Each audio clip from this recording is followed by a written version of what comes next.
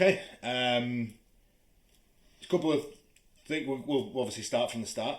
It was interesting actually because I wrote this note down: 100% safety car record at Saudi Arabia, and it continued on after 4 corners. It's funny, isn't it? Because I mean, we'll move on to crash in a minute, but if we're going to go from the start, Brundle calling exactly what was going to happen first corner, I thought was genius. I mean, we kind of all pictured that Verstappen wasn't going to take second place as a result coming out of the first corner. No, I mean, are we in agreement then? Because obviously I'm papaya through and through, so I obviously am going to say that Piastri had the line. I've heard this morning, I've read comments between Zach Brown and Christian Horner where those two don't agree. And Red Bull are looking to appeal, apparently. Yeah, in other news, rain is wet. But are we in agreement that was Piastri's corner and it was right? We are, but to play devil's advocate, and let's not forget, I have a mildly vested interest in Max Verstappen because of someone who could beat me next time I see him. Oh, yeah, sorry. So, yes, it was Piastri's. Not that we're controlled. Not that we're controlled whatsoever. There's an Easter egg there he didn't took, and I'm petrified of bad-mouthing Max. No. Yes, it was Piastri's corner. Yes, he had the right to the position. However, if you were going to play devil's advocate, if Verstappen had left his car on the racetrack, then you'd have lost first and second. Yeah, and this is why. Although he lifted off the brakes to roll into the position he where, did. And so he wasn't going to stay on the track. And he completely took off steering lock. Which when I was watching Sky, they were mentioning that he took off the steering lock, and they were sort of criticising him for that because they were almost suggesting as if he did it on purpose to cut the corner. Argument says he did, but I think he's taken off in his defence. I think he's taken off the steering lock because if he applies it, he's wiped out himself and Piastri. So I don't think he's left with much choice. I think it is a racing incident in as much as Piastri doesn't leave him enough space to get back onto the track. But he doesn't have to at that stage. Yeah, and that's the point. So should he have just yielded the position? I'm glad you brought this up because I don't know if you've just seen this on my notes. I can't read your writing for a start. Yeah, I have got doctor's handwriting. This is the thing that annoys me about this, right? Yes, Red Bull couldn't have, because of what then happens. I know the safety car comes. Yeah, I was going to say, because of what happens 3 corners later, which we'll touch on in a minute, Verstappen can't just naturally give that position back. So the chance for Red Bull to just say to him on the radio, give it back, is gone. And then pretty much, they spend the safety car period reviewing it, and it's not long after yeah, all right, you could argue that he then could make that decision. I accept that. But they're all bunched up though, aren't they? Yeah, I think F1 should look at this as a potential rule change. And just say to Max, your punishment is that you just got to give that position back to Piastri. I think that gives us then a more interesting race. Yeah, because he can choose when he gives it. Well, within reason. If you've got 3 laps. Yeah, you've got to do it in 3 laps. Otherwise, you get a 5-second penalty. Something like that. Did they not do that a couple of seasons ago? A season ago, where they said, "Sort it out yourself." Yeah, or else we'll punish you. Be adults about it. I think they should give him a window and say, you've got 3 laps to give it him back. If you don't, it's going to be a 5-second time penalty. Yeah. Because the one thing for me, if you heard Piastri's post-race comments just before he got on the podium, he said that he really struggled in that first stint following Max, and we touched on it a minute ago, and it was mentioned in practice and qualifying, that if you were following the car in front for too long, it was going to, the dirty air, especially because the race was so humid, it's later than it normally is at Saudi Arabia, all these other things to consider, it's doing a lot of damage. Now, I don't think that's fair for Piastri's long-term race that he has to suffer that damage from the dirty air of Verstappen. If they'd have done what should have been done, so if Verstappen doesn't cut the corner, just accepts that Piastri's got past him, tucks back into second place. That Red Bull's quicker in a straight line. It had a new power. It had a new power unit. It probably would have walked past him on the knowing Max as we do. He'd have got him. And I think it creates a bit more of an exciting race. And I think what then ended up happening is now whether or not Piastri pitted early to cover off Russell, which is what they suspected in commentary, I also think that too. But there is a possibility to consider that he had to pit earlier than Verstappen. Because of the tyres. Because his tyre. Well, I can't even speak this morning. Because his tyres were damaged, and therefore, that's the detrimental damage that I spoke about. And then in the last couple of laps of the race, and we'll go on to the race end obviously later, but that gap started to drop. We'll touch on the discussion on that in a bit. But I don't know. I just feel like just make him give the place back. Yeah, because the 5 seconds for me doesn't punish Max as much as. It does in regards to the race. He drops 5 seconds to him, etc., etc. But if there's if there's a safety car, if there's something like that, then especially at a track like Saudi, another safety car comes out in that race. His pit stop isn't 26 seconds; it's 16 or 15, and that it's not punished him as much as. It's a rare one, though, isn't it? Because I'd say it's only Saudi where it punished Piastri more. Because if they'd have given that penalty at Silverstone, Piastri could have followed. Yeah. Well, look at that, non-biased, obviously Silverstone being the greatest racetrack in the world, but non-biased, he could have followed a lot closer. Yeah. So is it just because it's Saudi that they were struggling? Or that it was more of a punishment to Piastri than it should have been? But I think it's just a nonsense rule. Yeah, you're right. It's easier to follow at somewhere like Silverstone because the temperatures are considerably cooler. Because even though it's a July afternoon, it rains. It was freezing last year, by the way. Yeah, anyone who was there last year, it was horrendous. I feel sorry for everyone who was there last year, especially those of you who only pack shorts. It was. Yes, it is easier to follow it like a Silverstone, but I still F1 drivers do not like to follow. No. So I think if that happens at any Grand Prix, you've got your Saudis and your Singapores, for instance, where it will be significantly worse. Yeah. But I think even at your tracks where it isn't as bad, it's still not great. And I don't know. I think the rules should just be you've kept or taken that position by cheating in inverted commas. Bold to call it cheating, I accept, but it is against the rules. Yep. So you just lose that position. You just give that back. I don't think. Also, in Max's case, I know he pulled away more than 5 seconds away from Russell and the rest, so it didn't work out like this.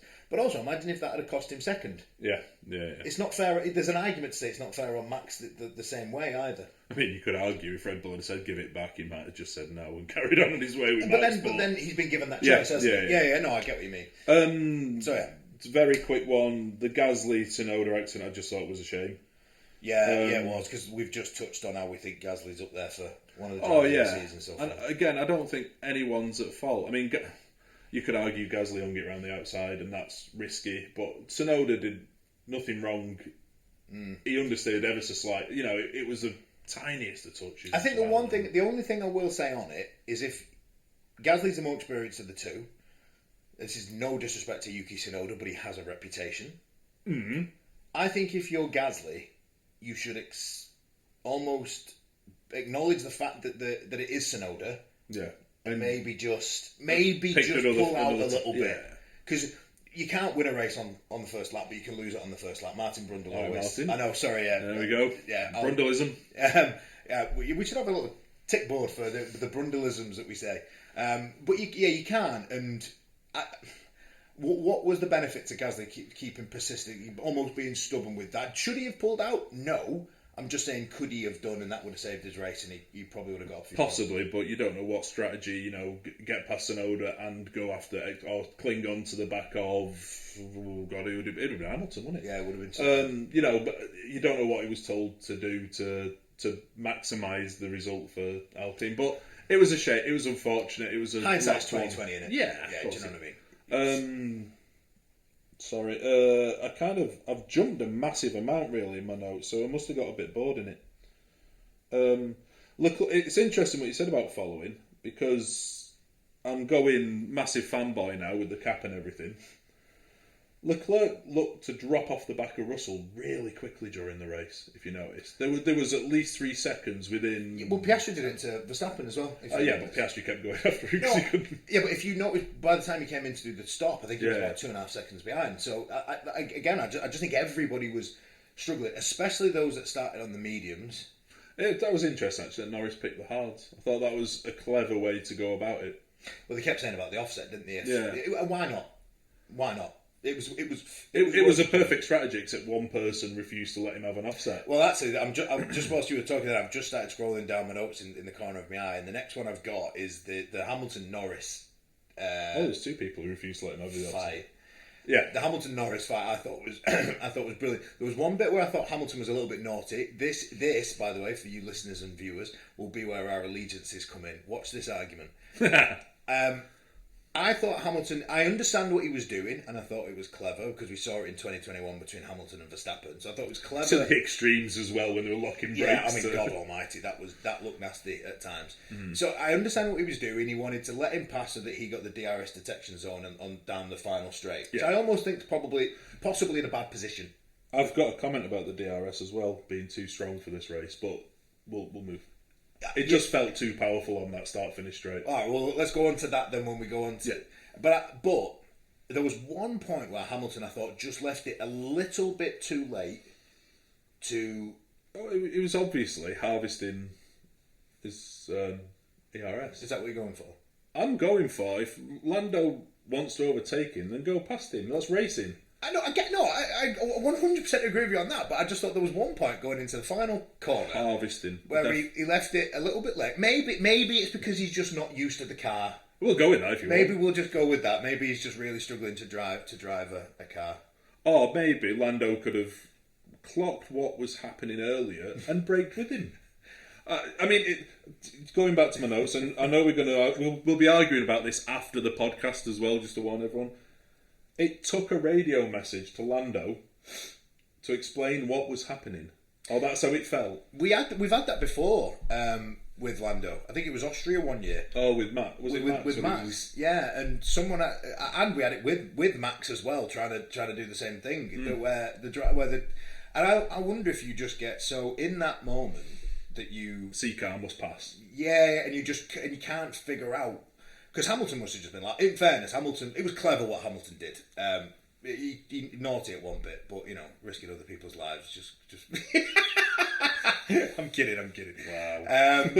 No, it was clever. It was clever what he was doing. But, I think it needed Will to just come on the radio and just say, Lando, you keep giving him DRS and he just keeps strolling straight back past you. Especially with the Ferrari in its low downforce setting, and the fact that it had a new power unit. The Ferrari... was very fast in a straight line. Quick in it has been for a while. It's quick in a straight line. Just doesn't like corners. No, it's just a shame that Saudi Arabia's got 27. I'm looking forward to the Indy 500 this year. I think we've got a good shot. No, but I think going back to Lando seems to make it difficult for him. So, and this isn't a Lando beating from me. I know I'm wearing red, but. You say about mistakes, he makes things hard for himself, and he's so self-critical as well, which is unfortunate to hear and not nice. But again, he was making it difficult, and is that the sign of a 7-time world champion who's been there and done it versus someone who's bottling it? No, he's feeling the pressure, and Lewis had his head screwed on and went past him at least 3 times. Yeah, it was, and then eventually he figured it out. I think. The problem figured it out. The problem Lando's got, and we'll touch. I thought he did well in the race in general. But fantastic drive. The problem Lando does is it was weird. We were touching on this last week that McLaren are putting him under maybe a little bit of pressure. I actually don't think they are now. No. I think certainly with Piastri, I think everybody's sort of saying we've got 2 of the best. I still think it's the best driver lineup on the grid. You can look at the history that, say, Ferrari have got. We could say in terms of titles that... Yeah, of course, in terms of titles, the Ferrari is the best. It's Ferrari, yeah, because they've got 7. And sprint races. In sprint races, yeah, because they've won the only one, yeah. Yeah. But I think in raw talent, I think we've got the best driver lineup, personally. But anyway, that's it's difficult to argue, but... It's a separate argument. Yeah. But I think Norris puts himself under the pressure. He almost needs someone just to sit him down, and hopefully there's a week break, if you like, but 2 weeks now until the next race. Hopefully, and we go to a place where he's got some great memories, and it should be a little bit of a confidence boost for him. But I think he puts himself under pressure. I do. Because the difference is, and my next note is, you look how long it took. All right, there's a tyre argument in this, which I understand. But the next the next comparison is, you look how long it took Norris to get around Hamilton. Both on tyres at the start of the race with, I accept Hamilton's would be more worn at that stage. Lando was on the hards, obviously. And then look at what Piastri did. I accept brand new tyres. But my next comment is, what a move. There you go. Piastri makes the most obscure moves in Formula 1. What a move by Piastri and Hamilton on lap 22. Yeah, because Hamilton hung him out to dry as well. He took a wider line into that corner knowing Piastri's going round the outside and left him in the dirt. And... yeah, he deserved the race win. It's typical Oscar Piastri, and he needed to make that for the race when he didn't want to spend too much time stuck behind him.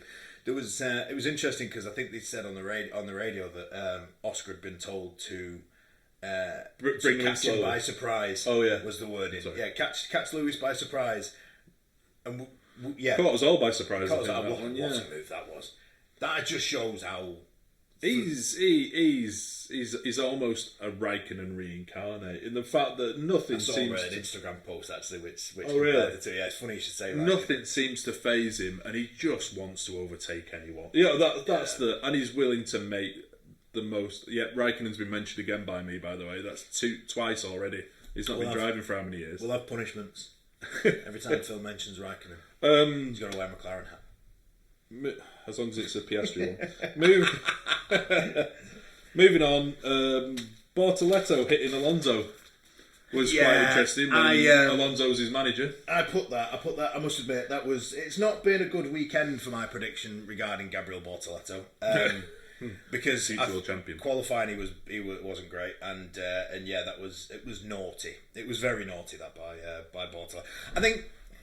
It's naughty. I don't think he's intended to do it in any way, shape or form. I think he's just... If nobody knows what we're talking about, one of the Racing Bulls, I believe, was it Lawson? It was Lawson. Lawson was using DRS to get past Bortoleto. He'd done the move quite easily. Lawson tucked inside to take the line for turn one. Bortoleto then goes to tuck inside to take the correct line for turn one as well. And unbeknownst to him, Alonso's already there. Sort of taken the outside line on the entry into turn one, which obviously then becomes the inside line for turn two. And if I'm on it, it's naughty because you have to be aware. My defence of Bortoleto is that he didn't. I don't think he knew. I don't think he saw there. You know the wing mirrors are like that, aren't they? And they're wobbling like that. It's like two spoons on the side. You can't see anything like that. But at the same time, I don't think it's excusable. These drivers are able to go on average 160 mile an hour around the lap yesterday, competing with each other as close as they do. There has to be a lot of trust in one another. That you've got to have a lot of trust in the marshals, that they're going to be flagging right, because it could be anyone right. Especially on a track like Saudi. Like you can't. So every corner's a blind corner, which is the most frightening thing about. Yeah, and I think there'll be nothing said. I think Alonso will probably give him a clip. I think Piastri made a comment in the cool down room that's him not getting a plane home. Well, I was going to say, he's just lost out on his private flight. Yeah. I mean, Alonso took it well if you listen to because the radio came after, and he was more. I think he was a bit shook up rather than anything else. I don't think he'd have taken it so well if it was someone else. I think part of him may have realised that that's his client. Yeah. But no, I think it was naughty because I think you've got to be more aware than Bortoleto was. Put that down to rookiness. That's not a word. Rookiness. Yeah, there you go. Definitely not a word. We're going to have a words of the week. Yeah, I think next as to well. Jeff. But yeah, I put it down to that. But it was naughty. I did put in my comments naughty from Bortoleto. Right. We're straying and it's nice and we're bouncing. But should we just go through? No. I just want one. And this is going to be a golden moment. We practice. Yes, we do. This is going to be a golden moment for everybody. Can I have your hat? Good God. No, because I'm mess my hair up. I'm going to give him some credit. This man, to last 30 laps on a set of mediums from the race, did incredibly well. Right, you can have your hat back now. Thank you. I thought that was a mega drive. In commentary, they actually praised both Leclerc and Norris for lasting as long as they did on obviously the sets of tyres with which they started the race. Norris less so because we knew that those hards were going to be able to do that, and it gave him a good offset for the end of the race. That was his strategy to go as long. For Leclerc, I think it was very much a go as long as you can because we're going to hope for a second safety car or a red flag or something that will help us here. And I thought for him to do 30 laps, because I don't think you wanted to finish the race necessarily on the hards. No.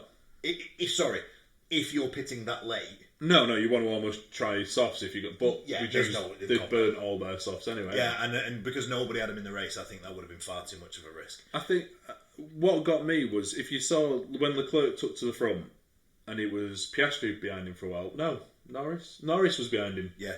That gap didn't move much at all. It was what was it? Someone will correct me. 3.6 or something. Well, it was 5 when he initially sort of started the hunt, and I think he finished at 1.4 behind. That's incredible. I'm sorry for a team that cannot look after the tyres whatsoever as well. Charles Leclerc is some sort of tyre whisperer. He did do really well, and I have got to hold my hands up for him. Because we touched on my opinion on Charles Leclerc last week. We didn't go into any detail. We're definitely not going to today because I thought he had a magnificent drive yesterday. But yeah, I thought that to last as long as he did. The last note I made before we just do have a quick run through of who finished where and a quick brief word on each. I thought there were some good battles in the midfield. Yes. And And because of the way that they filmed it, I felt like I saw Liam Lawson overtake everyone, but still end up... It felt like I was watching a replay, because I felt like I saw Liam Lawson overtake someone, and then they went to Liam Lawson overtaking someone else, but he was still 14th, 15th. It was weird. But I thought there were some good battles in the midfield. Whilst we're there then on Liam Lawson, who had one of his best drives in a long time, I think, why 10 seconds and why did Max get 5? Martin Brundle explained this. So I want your opinion. My opinion? Yeah, I'll ring Martin if I want to. Well, it's difficult. Well, it's difficult because I've seen Martin Brundle's. And you agree with him? And I agree with him, so it's difficult to give my opinion. Martin Brundle's opinion is, and I think this is actually, well, this is a statement given by the stewards, is there is more leniency on lap 1 because, and especially at somewhere like Saudi, because I think turn 1 at Saudi for every other lap bar the first, for 49 other laps is a good turn. Yeah, for lap 1, I think it's terrible. It's a lot like Monza's first corner. Yeah. It doesn't give you. Yeah, it is actually good. Yeah, it doesn't give you a lot of room to. Sorry, I just remembered Monza's first corner when he said that. It doesn't give you a lot of room to make any errors, and I think. So I agree. I do agree that it should be 5 and 10. Well, you know my opinion. I don't think they should have given Verstappen a penalty. If I'm honest, I think it should have been a give the position back. And crack on. I think Lawson. I don't remember the Lawson incident. Did they show it on TV? Yeah, he flung it up the Who was it? I want to say it was a Sauber, but I don't know why I'm saying that. I don't remember seeing it on TV, so apologies. Yeah, he ran wide. It still made turn 2. That's the thing. But it came off on the exit of 1 and then crept back onto the. So all 4 tyres were over the white line. All 4 tyres just left, but he still made turn 2. But then again, okay, I don't remember seeing the incident on TV. I'll be brutally honest. So the only thing I can think is again, say why could you've seen it? Why could the same rule that we've just spoke about with Verstappen not apply? Because he didn't give it back. It could have easily have applied, but he didn't give it back. But why? That's my point. Why should it not be give the position back, or you'll get a 10-second? You've got 3 laps. Give it back. I just think every team is feeling the pressure this year, and they need every single point, scrap. But I think that stresses more to the point that the FIA then, or the stewards, should be the ones to tell them, we think you've broken a rule. This is a chance for you to. I know you don't get that in other sports. No, other sports are different. That would have been personally. I don't remember. Anyway, sorry, that was. I just wanted to pick up on. But I thought there was some good battle in the rest of the field. I thought it was quite interesting to watch some of the overtakes that were going on. A lot of them down the start finish straight. But I thought it was quite interesting, and I thought Williams did really well with their. That was genius. To keep Hadja behind. The Singapore slate. I was just about to say it was a nod to what Science did in Singapore, which was obviously Singapore 23. If you haven't seen one of the best races ever, and I will discuss it in. So, in fact, if anyone wants to hear me discuss that for an hour, make a comment, and I'll sit here and do a special. I absolutely won't be here for that one. We'll have Anthony talking about how Norris followed precisely. Perfectly. Norris did his job in that. Norris helped Ferrari. Okay, so quick rundown of the finishing positions then. Piastri, winner. Future world champion. Again. Well, we said it last week. I'm sticking with it. World champion this year. Well, it's one of the top 2. What do you mean? Oh, sorry, I was going to say you're one of the top 2. Yeah, one of the top 2. Yeah. Right. It's usually the one with number 1 next to him that wins the. For me, Piastri, great solid race. I thought the start was what won it. He said it in his post-race interview. The start was what did it for him. Yeah, because he either rattled or he got one over on Max. Yeah, I don't think he rattled Max. I don't think that's possible. Verstappen, again, solid, but the mistake at turn 1 knackered it. Yeah, although you can still see where he's arguing. As a side point, it's a moot point, and we both agree that it was Piastri's corner. Sorry, it just reminded me of Joey on Friends when he said it's a moot point. It's a cow's opinion. Moo. Sorry. Don't know where that came from. There's a copyright there. Yeah, sorry, Leclerc and Norris 3rd and 4th. I think the 2 of them are potential for drivers of the day. One of them is, yeah. I thought, come on, give Norris his credit. Qualifying, he made a big mistake. To get it up to 4th, I thought was a brilliant drive yesterday. It was. Now, Piastri got the Ferrari, if you remember. Right, I'm going to scratch that back. Leclerc doesn't get driver of the day. It was poo. Russell, I thought was disappointing after qualifying. I thought both of the Mercs were incredibly quiet. Yeah, I did. You didn't really see a great deal of them. Antonelli did well. I put that. I put sixth. I put Antonelli. I put okay again, just because I think no one's expecting him to beat Russell to seize the position behind him. I was really disappointed in George Russell though. I just expected Saturday really showed that he was up there with Verstappen and Piastri. Sunday nothing happened. Yeah, and I don't think there was anything he could have done particularly when Leclerc went past him. Couldn't look after his tyres at all. Could he was complaining about this? It just felt real. For a Ferrari, it just felt so easy. I mean, again, it was down the straight, and we know how fast that Ferrari. Yeah, but we touched on earlier, it was a Mercedes, the second best car on the grid at the moment. Yeah, he's been beaten by a Red Bull and a Ferrari yesterday. It's hard work to say which one's third and which one's fourth best car at the But moment. my point is, we're saying the Mercedes is second. He got beat by one of both of the two cars that we're saying are worse, if you like, beneath them. Antonelli, okay. Hamilton, again, I'm sorry, disappointing. I just think we're talking about a 7-time world champion. It was. I'll be brutally honest now. It was disappointing after he said last week he knows how to drive the Ferrari. Yeah, and he doesn't. But is this a case that we're comparing him against Leclerc, who we've just said was absolutely sterling? Yeah, but Leclerc proved that the Ferrari had something this weekend. You even said last week on the show that we had Bahrain wasn't the race that we were going to see the Ferraris show their upgrades that we knew that they had for Bahrain, and Saudi would be the race where we'd see that. And we got a poke. Hey, look, my predictions are right. I know what I'm talking about. But you were right with one driver. Oh, I was right. Well, careful, because I predicted it right, and we'll move on to that one in a minute. Predicted what, right? Oh, the result. Oh, yes. So we'll carry on. No, I'm just saying. Look, Hamilton is disappointing for me. Anyway, move on. Sainz was incredible. Sainz and Albon in 8th and 9th. It's finally what we expected from Williams, is what I've put as a comment. Good fight back from Albon from where he started. Yeah. Got a lot of help from Sainz. Yeah, he did. But that's why you're in a team like that. But yeah, and it was mega. The fact that Sainz was in discussions with his engineer, whose name has completely escaped me, so we'll carry on as if I know who it is.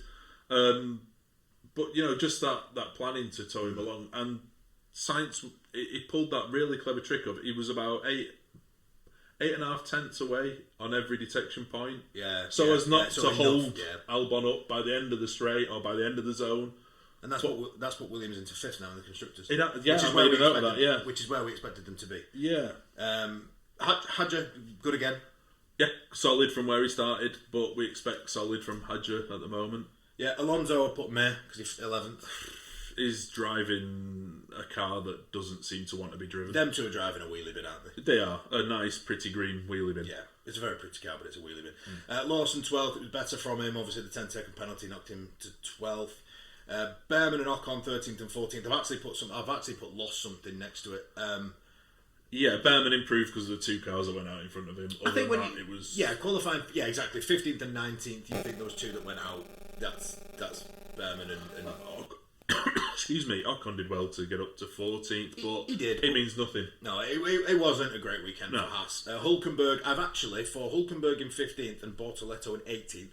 I've tried my best to draw an emoji of a guy doing this. Is that what it is? It looks like it says 205. Yes, it does. It's this. What do we expect from Sauber? We touched on it. Again, they must like the paintwork or the fact that it's an Audi next year. Stroll 16th. I've put meh. We'll go back to the wheelie bin comment. Doohan 17th. Really disappointing weekend for Alpine. I think they called it wrong trying to leave him on the hards from lap 1 through to the end. For the early pit stop. It was worth a gamble until it wasn't. Yeah. I suppose is the only way to. But you could say the same about Bortoletto as well. Yeah, no. Again, I've written the same thing. 205. Sorry, I've just realised for anyone listening to Spotify, it's a hand shruggy. It's the hand shruggy emoji. It's the and then 19th and 20th, obviously unlucky, unregistered to Tsunoda and Gasly. I stand by that. I think Gasly could have. I'm not saying he should. He could have maybe just had it in the back of his mind that it was Tsunoda and just gone, I'll give this a little bit of a wide berth. Yeah, fair. But again, it's lap 1, adrenaline's going. It's one of them things. Can I just do a quick rundown of the points at the moment? Yeah. Piastri's 10 points clear of Norris. Piastri's on 99, Norris on 89.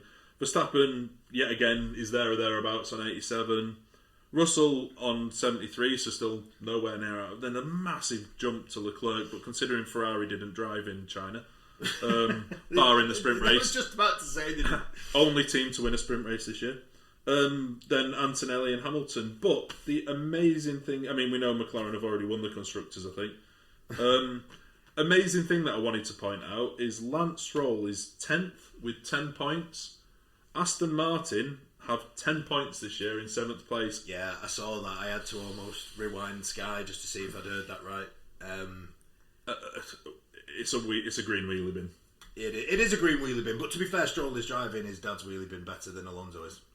He's scored more points in his dad's wheelie bin. I'm not going to say he's driving it. But then by that token, over the 5 races we've had this year, that means he's driven it better than Alonso. Well, Alonso's lucky if his steering wheel stays on for a race. Well, that's very true. I mean, I don't know what's going on with Alonso, but yeah, Stroll is beating him. Answers in the comments as to why you think that is, because we know what we're talking about a bit, and we don't have a clue. No, Alonso's one of the greatest drivers to ever step in a Formula 1 car. Stroll, I don't think personally is good enough to be an F1 driver. Much better than me, but I don't think he's good enough, so I don't know how that's happened. But fair play to him, we'll give credit where it's due. Next race, Miami, 4th of May. Verstappen's winning that. Oh yeah, so on this, if anybody remembers at the end of the last episode, we did a prediction of Norris or who's going to win the race. I said Norris, Phil said Piastri, so 1-0. As it counts, now it is 1-0 to Phil. We will keep this going throughout the course of the season, and I don't know what the prize is going to be. Answers in the comments if you can suggest any prizes. Maybe it's a forfeit for the loser. Maybe the loser has to go out in public wearing the other one's merchandise. I don't know, but answers in the comments. So let us know what the forfeit should be. Please keep them relatively clean and sensible, please. Max, I'm looking at you. Max was the person who spoke sense in the comments from the last episode. No, he didn't. So we'll keep that going, but as it stands at the moment, it's 1-0 to Phil. We are keeping a score on it. He picked Piastri, I picked Norris, which I knew was got out the window on Saturday afternoon, but never mind. So, do you got anything else you want to bring up? No. I suppose, prediction for next race, Miami. Prediction for next race, you're going for Verstappen. There's 2 weeks now. There's 2 weeks. And I'm just wondering who's going to bring what upgrades. I'm going to say that Norris is going to sort his out. I'm going to stick with him. I'm going to say that Norris is going to sort his head out for the next 2 weeks. I'm going to say that Miami's going to bring some positive memories for him. It'll be a nice place to go back for. I'm going to stick with Lando Norris. If he messes up in qualifying again, I'm changing my prediction for the next one. There will be an episode next week, by the way, even though there's no race. We are going to do a little bit of an early season review of where we think everybody's up to. Who's performing as we expected, who's performing better than, who's performing worse than, who's driving a green wheelie bin. Where's Max going next year? Yes, sorry. Anybody who follows us on Instagram, you've seen that, just conscious of time, so we will touch on that on the next episode. That is an absolute cliffhanger. That is to keep you interested. We're just going to keep dangling it all season. We're not going to discuss it once. We're never going to discuss it. There's not even been a rumour. No. So thank you again for everybody for listening, for subscribing, for watching. Hopefully you like the tweaks and the changes that we've made to this week's content. Like I say, there will be an episode next Monday. There will. We will discuss, obviously, the season review up until this point. Any rumours, any gossip, or anything that's taken our interest. But from us, thank you very much for listening. Roll on number 3 next week.